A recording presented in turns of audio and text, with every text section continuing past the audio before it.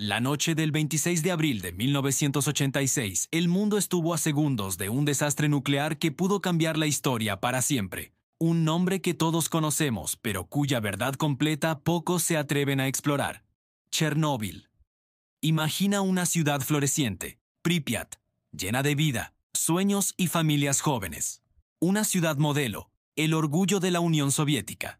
Ahora imagina que, en un instante, todo se detiene. El aire se vuelve veneno, el suelo se convierte en una trampa mortal y el silencio reemplaza las risas de los niños. Esa noche, una serie de decisiones catastróficas y fallos de diseño en el reactor número 4 de la central nuclear de Chernóbil desencadenaron la peor catástrofe nuclear de la historia. Pero lo que ocurrió en las horas, días y años siguientes es una historia aún más aterradora y compleja.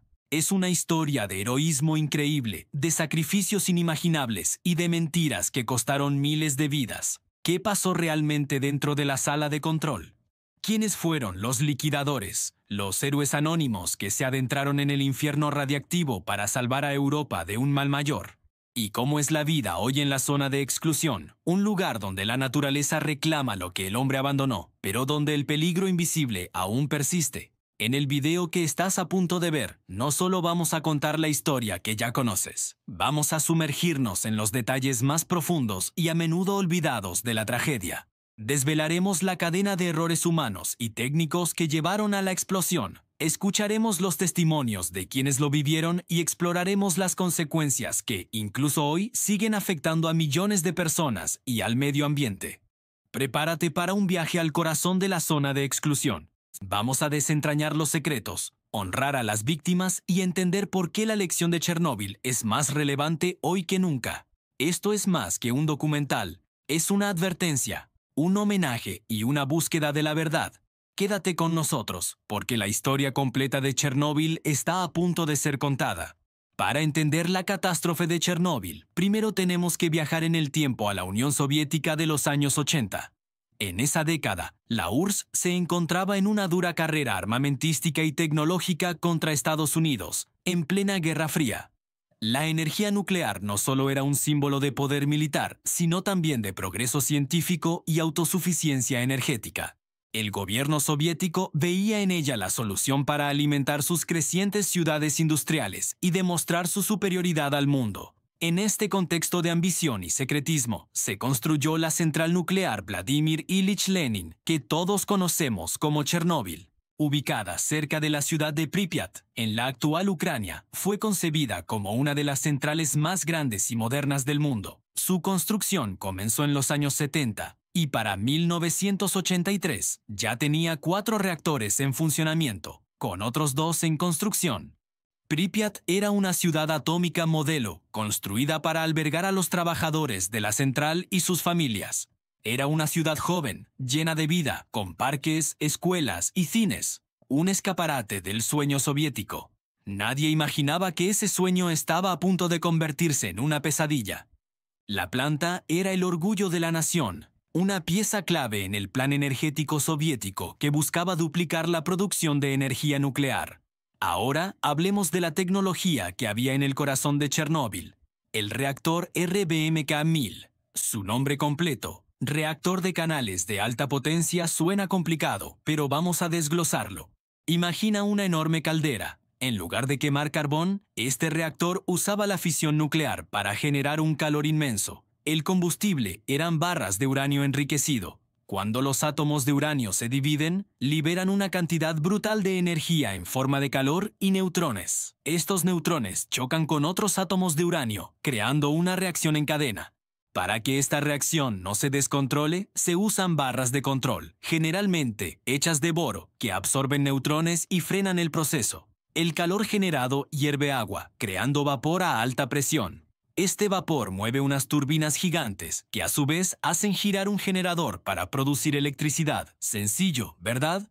Pues el diseño RBMK tenía algunas peculiaridades que lo hacían único y, como se demostró después, peligrosamente inestable. A diferencia de la mayoría de los reactores occidentales, que usan agua como refrigerante y moderador, el RBMK usaba agua para refrigerar, pero grafito sólido para moderar la reacción. El moderador es crucial porque ralentiza los neutrones para que la fisión sea más eficiente. El problema es que, a bajas potencias, el diseño del RBMK tenía un coeficiente de vacío positivo. ¿Qué significa esto? En términos simples, si por alguna razón se formaban burbujas de vapor en el agua refrigerante, en lugar de frenar la reacción, la aceleraba. Era como si un coche, en lugar de frenar al soltar el acelerador, se acelerara solo. Además, las propias barras de control tenían un fallo de diseño garrafal. Sus puntas eran de grafito. Al insertarlas en una emergencia, durante los primeros segundos, en lugar de detener la reacción, la potenciaban brevemente. Estas dos fallas de diseño, combinadas con una cultura de secretismo y la presión por cumplir objetivos, crearon un cóctel mortal. Eran secretos técnicos que solo conocían unos pocos especialistas, mientras que los operadores de la planta seguían los procedimientos sin ser plenamente conscientes de la bomba de tiempo sobre la que estaban sentados. Y así, con una tecnología inherentemente inestable y una cadena de mando rígida, el escenario estaba listo para la noche del 26 de abril de 1986. Una prueba de seguridad rutinaria, diseñada para mejorar la planta, se convertiría en el detonante del peor accidente nuclear de la historia.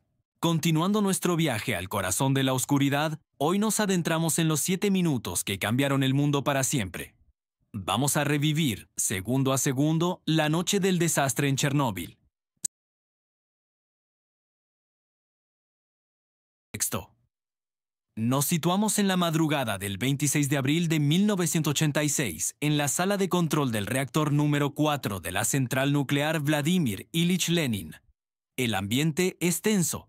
Se está llevando a cabo una prueba de seguridad que ha sido pospuesta varias horas. El objetivo es comprobar si, en caso de un corte de energía, las turbinas del reactor podrían seguir generando suficiente electricidad para alimentar las bombas de agua de refrigeración hasta que los generadores diésel de emergencia se activaran. Una prueba irónica, diseñada para prevenir un desastre que acabó provocándolo. El turno de noche, liderado por Alexander Akimov y el ingeniero Leonid Toptunov, no estaba preparado para esta prueba.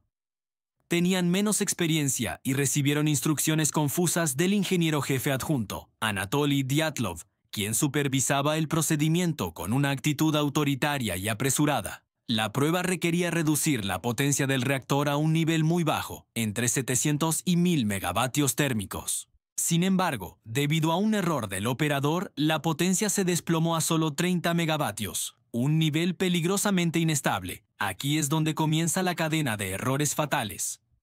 En lugar de abortar la prueba como dictaban los protocolos, Dyatlov insistió en continuar. Ordenó a los operadores que subieran la potencia. Para lograrlo, tuvieron que retirar manualmente la mayoría de las barras de control del núcleo del reactor. Estas barras, hechas de boro, son las que absorben neutrones y regulan la reacción nuclear. Al sacarlas, el reactor se volvió extremadamente difícil de controlar, como intentar domar a una bestia salvaje. El sistema tenía un margen de seguridad que exigía un mínimo de 28 barras insertadas. Esa noche se cree que llegaron a tener menos de 10. El reactor estaba, en esencia, desnudo. A la 1:23 de la madrugada comienza oficialmente la prueba. Se corta el flujo de vapor a las turbinas. A medida que las turbinas desaceleran, el flujo de agua de refrigeración hacia el núcleo disminuye. Esto causa un aumento de vapor en los canales de combustible. Aquí entra en juego un fallo de diseño crítico del reactor RBMK, el coeficiente de vacío positivo. En términos sencillos, a baja potencia, la formación de burbujas de vapor en el agua no disminuye la reactividad, sino que la aumenta exponencialmente. El reactor empieza a acelerarse solo. En la sala de control, las alarmas comienzan a sonar.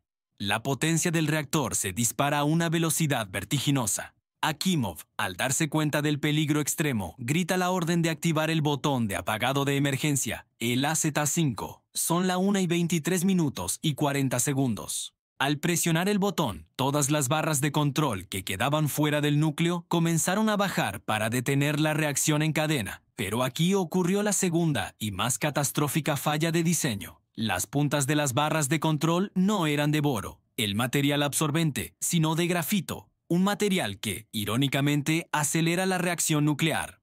Así que, en los primeros segundos de la inserción, en lugar de apagar el reactor, las puntas de grafito desplazaron el agua restante y provocaron un pico de potencia masivo e instantáneo en la parte inferior del núcleo.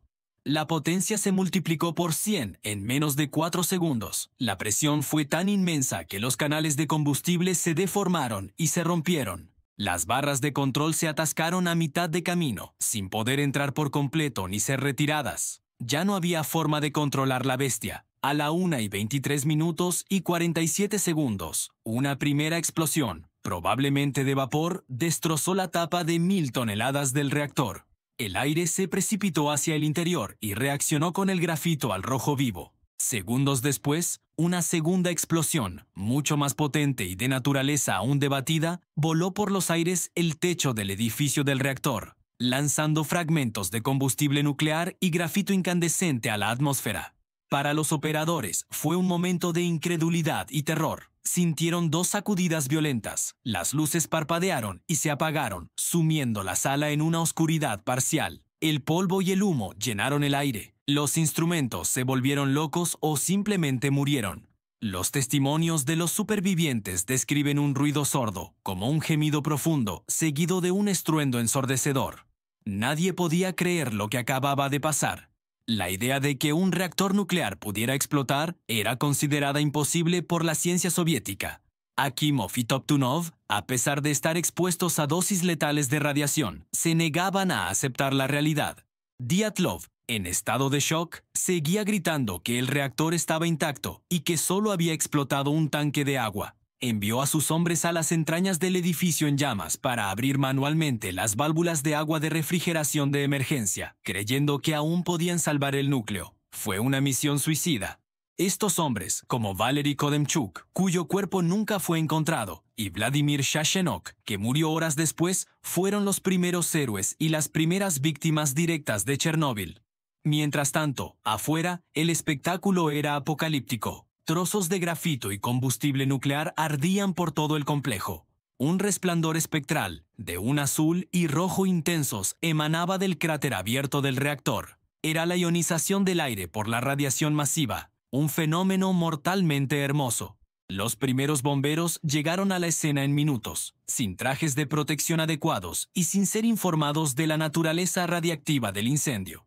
Creyeron que era un incendio eléctrico normal. Hombres como Vladimir Pravik y Víctor Kibenok lideraron a sus brigadas hacia el techo del reactor, caminando sobre grafito radiactivo, luchando contra un enemigo invisible que los estaba matando en silencio. Su valentía evitó que el fuego se extendiera al reactor 3, lo que habría causado una catástrofe aún mayor, pero pagaron el precio más alto. En la cercana ciudad de Pripyat, a solo 3 kilómetros de distancia, algunos residentes se despertaron por el ruido. Desde sus balcones o desde el conocido Puente de la Muerte, observaron el fuego y el extraño resplandor en el cielo, sin saber que estaban siendo bañados por una lluvia de partículas radiactivas mortales. La vida, por unas horas más, continuó con una aparente normalidad, mientras una nube invisible comenzaba su viaje letal a través de Ucrania, Bielorrusia y el resto de Europa. Aquellos 7 minutos, desde el inicio de la prueba fallida hasta la destrucción total del reactor 4, fueron una tormenta perfecta de fallos de diseño, errores humanos y una cultura de secretismo y arrogancia. Una cadena de decisiones desastrosas que culminó en el peor accidente nuclear de la historia.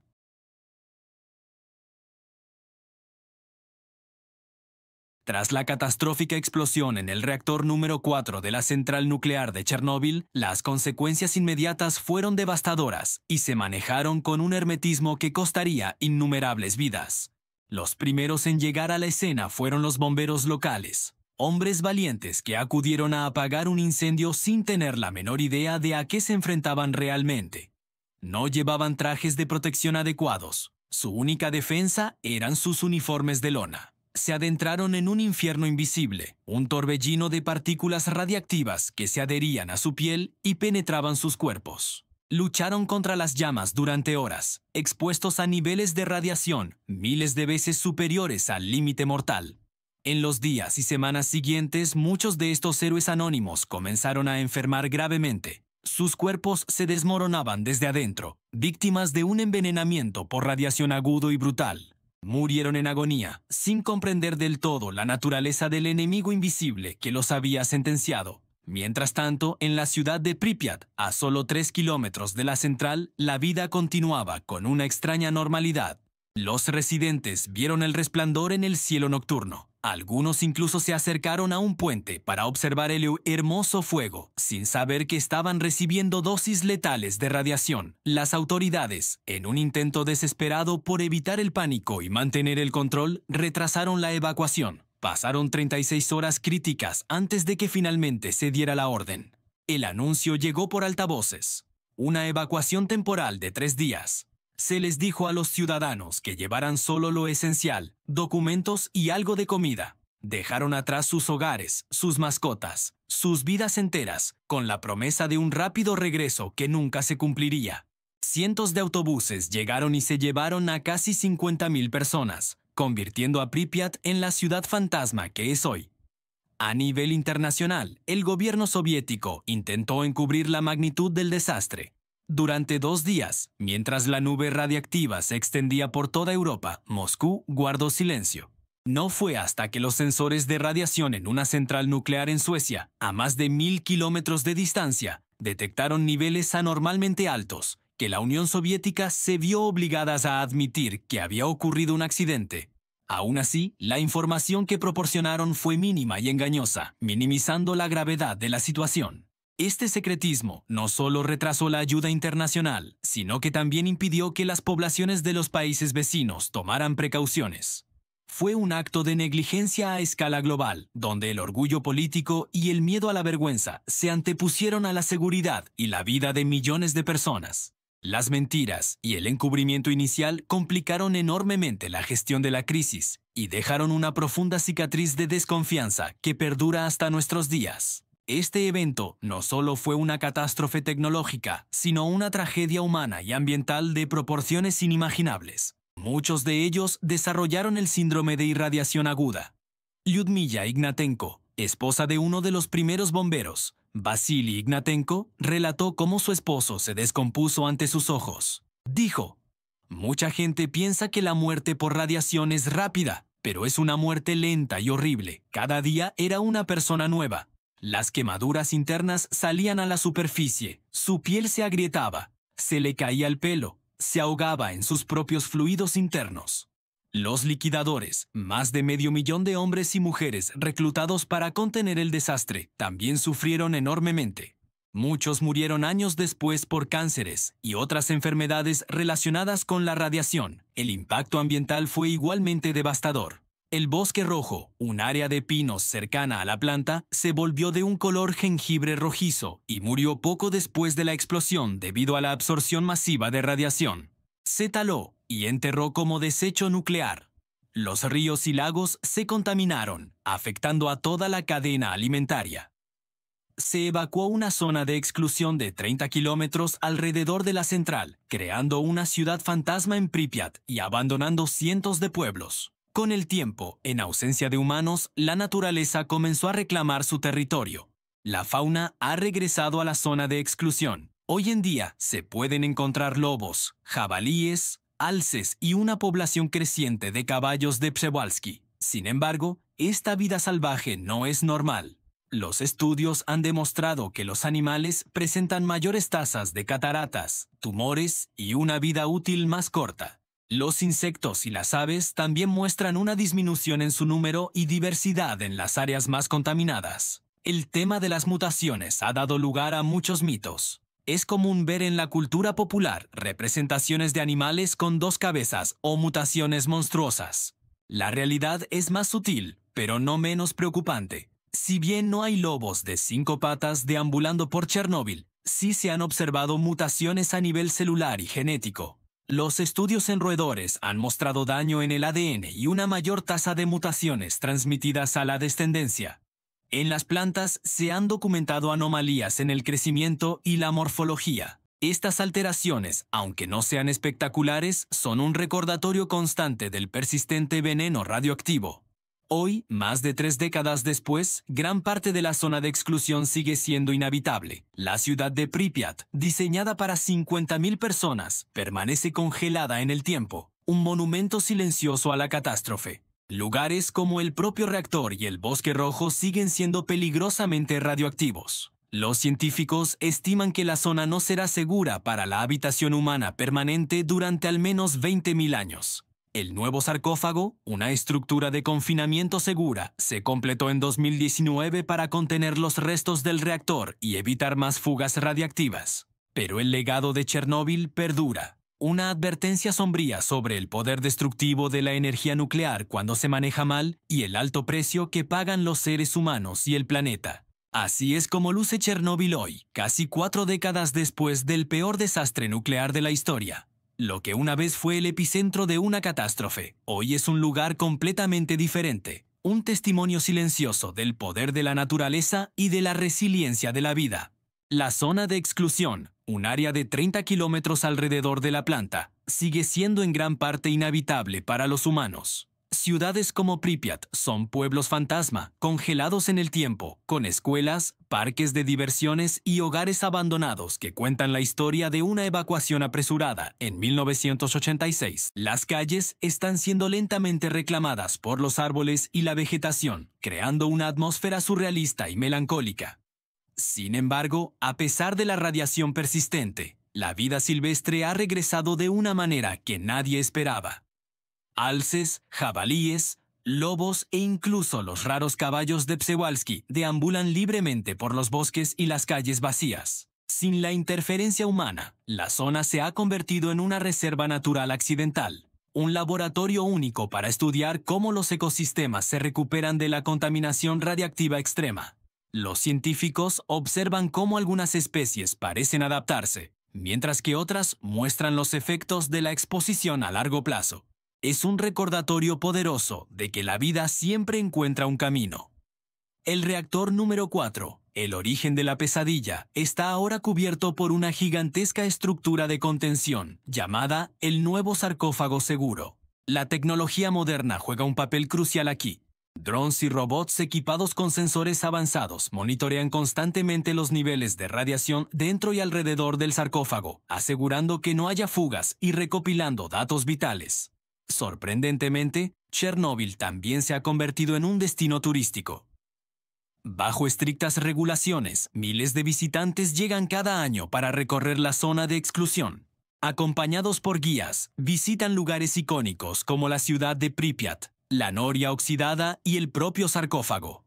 Los turistas deben seguir rutas seguras y usar dosímetros para medir su exposición a la radiación, que en una visita corta es comparable a la de un vuelo transatlántico.